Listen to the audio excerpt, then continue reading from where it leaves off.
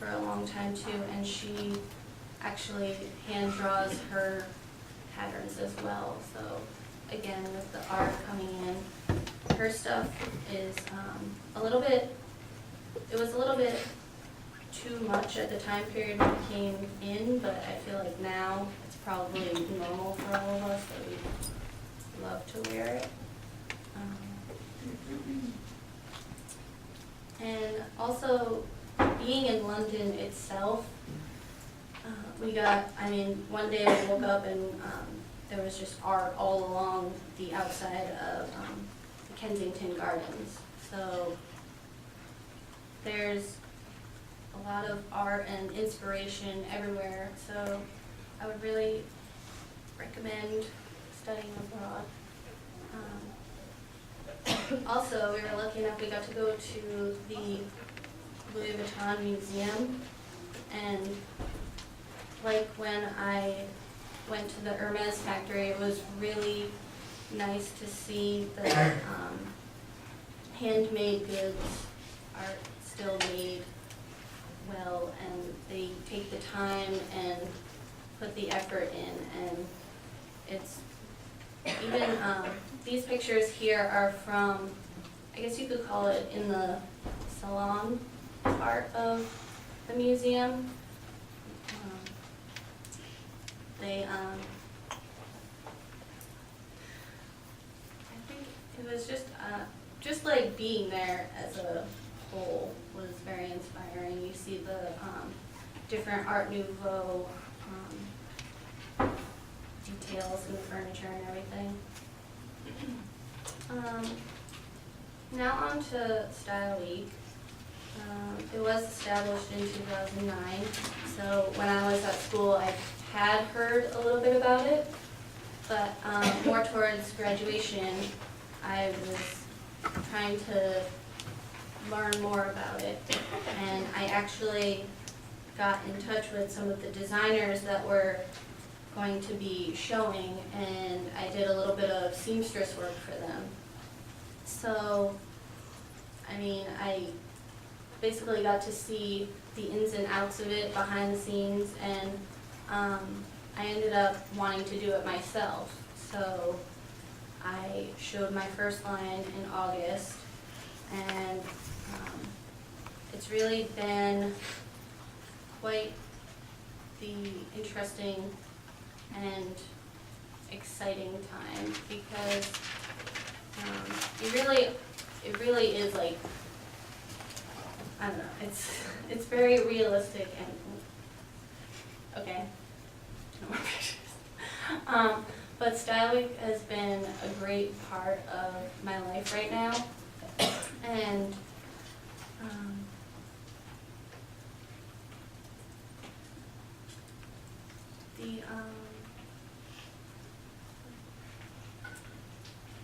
Style Week helps you out with a lot of your the things you might not think of, and they also help out with a lot of press. And if you're starting your own business, it helps to have someone that knows what they're doing. So getting involved with Style Week was a really good thing that I did. I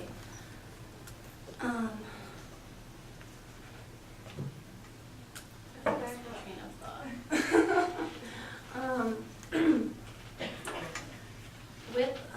With Style Week, I've got to meet a lot of different new people, and I think that it's really important in this industry to network as much as possible.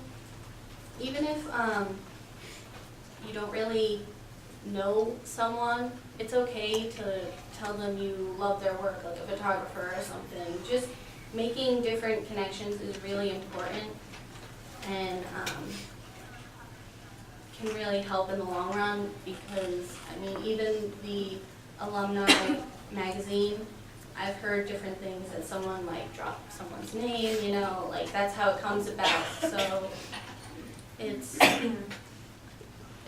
a great way for young designers to showcase their work and then get the ball moving, I guess. My second show was this past January, and my inspiration was more geared towards the fabric that I chose. I chose more of an artistic, painterly-esque floral print, and I really wanted to mix the floral softness with different textures. So I used a lot of stretch velvets and leathers and studs and stuff and faux furs. So it was really a fun, creative way to express myself. And I guess I just would like to leave you guys with, if you think that you can't do it, you probably can do it. It just takes time, so you have to have patience, and you really just have to want it. If you want it bad enough, like, you'll make it happen. That's just how the industry is. And some of it is luck, but some of it, well, most of it is your hard work. Thank you.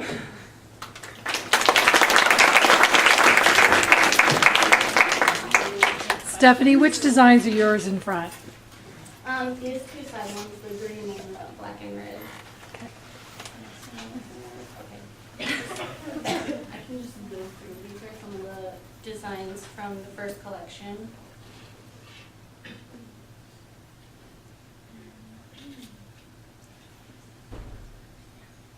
And these are from the second collection. So, as I said, I just mixed a lot of my textures, and I just expanded my techniques and tried new things. It's important to try things that maybe you're not comfortable with, because sometimes you might end up with like a happy little mistake, and if it doesn't work, you can always try again or scrap it and start something new. I mean, you don't have to get stuck. And then I just put this in here. So yeah. Are you accepting interns? Not right now. Okay, let us know. Yeah. I don't know. Is that good?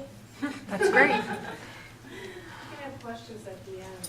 Okay, sounds good. I don't know. I can try.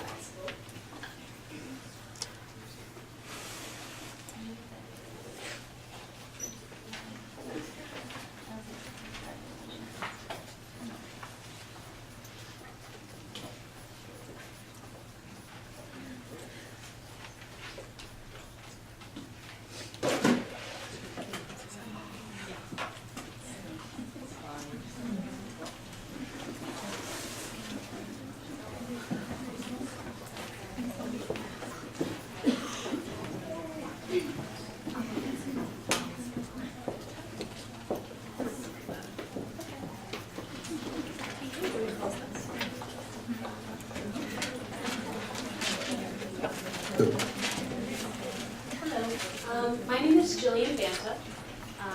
As Dr. Walters said, I graduated this past May as a TMD major. So like literally a year ago from now, I was in this class. And I know like a lot of you guys, if you're seniors, you're probably freaking out and like applying to jobs and things, and I was too. I started applying for jobs in like February. By May, like the first week of May, I applied to over 200 jobs, went on like countless interviews, and really wasn't getting any bites. So if you're feeling anxious right now and you're a senior, don't feel anxious. I'm kind of moving ahead too fast. When I was at URI, I was involved in FMS. I dedicated a lot of my time to Greek life, and I had a part-time job. So, you know, I did this in my free time every chance I got. While I was at URI, I took flat pattern making, draping, the CAD design classes, and a lot of arts classes as well. One class at URI that if you guys are looking to go into a design-related field that I definitely think you should learn is Adobe Illustrator. I came out of URI with like very little knowledge of it, but in the job I'm in now, it's almost predominantly all I use. So if you're looking to get into a design field where you're not working for yourself, that is highly recommended. So as I was saying about the job hunt, it was really tough, and I wasn't finding anything. So I started looking locally. Providence, as some of you may know, is extremely well known for their jewelry industry. It's much smaller than it used to be, obviously, because a lot of production went to China and things like that. But there's still, a good amount of companies kicking around. So currently, I'm working as a jewelry designer for T. Tahari. It's the diffusion line from Ellie Tahari. So a lot of my stuff is in Bloomingdale's, Macy's, Lord & Taylor, a lot of department stores like that. So if you go onto those .com accounts, the newest product is predominantly my stuff. It's just me and one other person that work on this team, and he's a design director. And so he has a lot of stuff under his umbrella, so I do almost all of the design work, which is pretty gratifying to go into Bloomingdale's and see your stuff that you did. So when I got that job in jewelry, I was a little bummed, I guess, because I had my heart set on apparel. That's what I went to school for, and that's what I knew. I had never designed a piece of jewelry in my life. So I knew I wanted to keep up with designing apparel, and that's kind of why I decided to do Style Week. I've been volunteering for Style Week since their second season as a dresser backstage. So I knew a lot of people, and I knew how it worked, and I knew the quality of work that you needed to show your work in that sort of setting. So I felt pretty prepared for it, and I signed my contract in August, right after I finished helping with that show and showed this past January. These two on the left are part of my collection. So one of my main focuses and my inspiration for this recent collection was embellishment. So I did a lot of beading, a lot of applique work, and a lot of what I did was in a strange way influenced by my new job. Because through that job I had access to a lot of trend forecasting websites and a lot of direction from the Ellie Tahari Corporation. So I kind of knew what was coming in fashion, and I think that really helped me. Embellishment was a big trend. My color palette was something that I saw coming, and I think translated really well.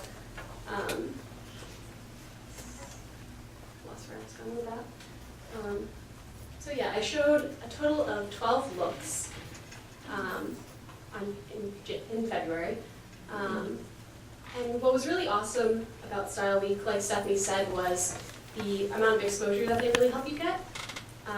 They really reach out to press. We had a press meet and greet kind of thing, which was really awesome. So people from publications in not only Providence, but Boston as well, came and interviewed us and took our picture and all that fun stuff. Something that I definitely recommend if you are looking to design for yourself is getting a good website established. Mine is jillianbanta.com, if anyone's interested. But it's definitely a good tool to have when if you don't have a business card on you, say, and you're talking to someone, you can give them somewhere to go to see your work. And I think that's really important. As Stephanie said, networking is a really, really big part of this job. And I think it's important to talk to as many people as you can, even if you aren't sure if anything will come of it. You never know.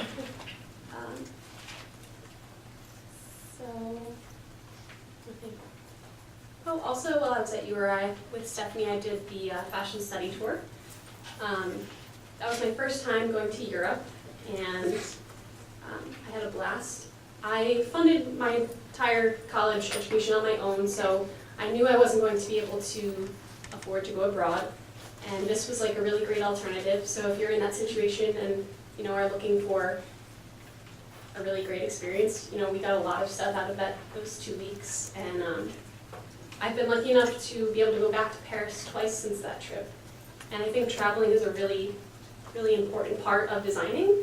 You know, you get a lot of inspiration from, you know, things you wouldn't expect.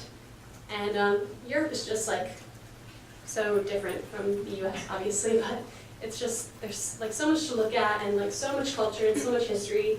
And I really think it's important to travel if you get the chance. I think that's all I got.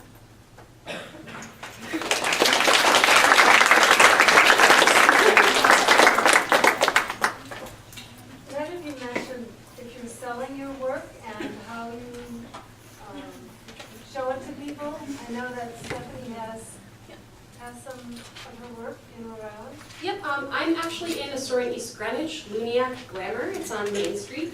Stephanie is as well. They're really awesome because they're totally Rhode Island designers, which is really awesome. And they do a lot of their own social media, so I think it's really important too, like you said, with having a website, having a Facebook page, having a Twitter, having covering all the bases is really important, because you never know what people are gonna use, what they're gonna see that inspires them. Oh, like, I like that dress, I should go down there and go buy it, you know? I also sell my stuff online in my Etsy store, which my website links to that store. I am in the newborn phase. I'm still getting mine together, but I will be posting some of my clothes up there too. It just, it takes a lot of work to, I'm sure you both know about this, but when you're making all your clothes yourself, you're basically trying to stockpile so that you have stuff to bring to this store, stuff to put on online, and when other people call and they need something custom. So it's a lot of juggling, but it is rewarding to have people interested in your work. I think that's the most rewarding for me. How does, it's Luniac Glamour? And do they sell on consignment or? Yes. Don't buy the things over?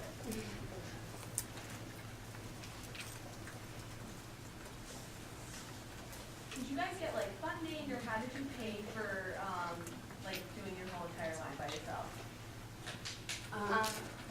Sorry. I actually was fortunate enough to get a partial sponsorship from a company called Zipcar. You've ever heard of them? It's like a car rental service, but there is a pretty hefty fee as a designer to show in Style Week, so that really helped in deferring that cost. There is a fee, which I think some people are turned off by, but when you think about it, they have to book the venue. Style Week has to book the venue for the fashion show for the entire week. They pay for professional lighting, music, all that stuff that you don't have to worry about. If you had to do that, if you had to make a fashion show yourself, All your hair and makeup is Yeah. taken care of. they're very professional like that. So I did not have any sponsors, but I will be showing in the spring coming up, and I am going to be looking for sponsors. Basically, what I plan on doing is writing up letters and stuff, and you basically just have to put yourself out there and ask, because a lot of the places, they are interested, but I don't know if they know that they can give me money.